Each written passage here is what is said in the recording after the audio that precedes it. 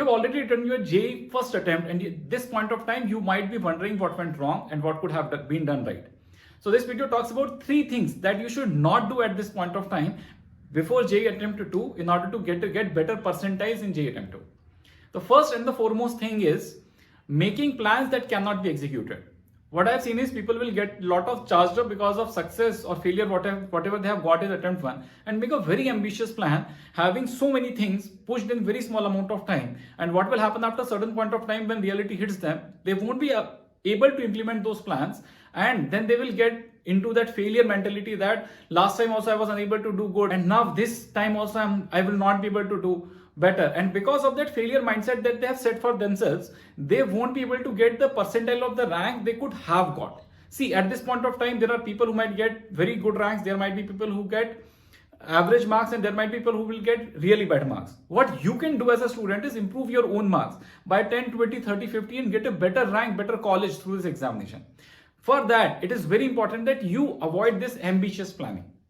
The second and the most important thing that most of the students miss out is implementation of plan. So I had this one student who will always come to me and tell me a new plan that he has made in order to get into the JEE attempt 2 examination, and he will not end up implementing that plan.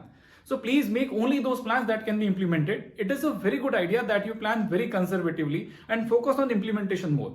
So rather than planning for 12 hours a day, I will put a plan for 6, 7, 8 hours a day and leave those 4 hours as buffer. So if I am not able to implement whatever I planned in those 8 hours, I can implement in that 4 buffer hours and get that extra success mindset that is required to write the examination, where you will feel that whatever I have decided I have done before the examination. So there is no doubt I am going to do better than the last time.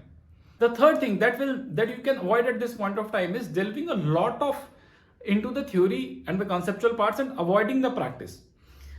There was a student that came to Prac B, and just by making him practice 100 to 150 questions in last 1 month, we were able to boost up his rank significantly by at least 100 times. So in order to help you out, Prac B has come up with a very unique short-term course in which we sit with you, understand your strengths, weaknesses and your aspirations, make a realistic plan that can be implemented in very small amount of time, give you a one-on-one faculty to implement that time, track your progress, conduct those mock tests and give you that extra edge in the examination. You can check out the details of this program in the link below in the description box.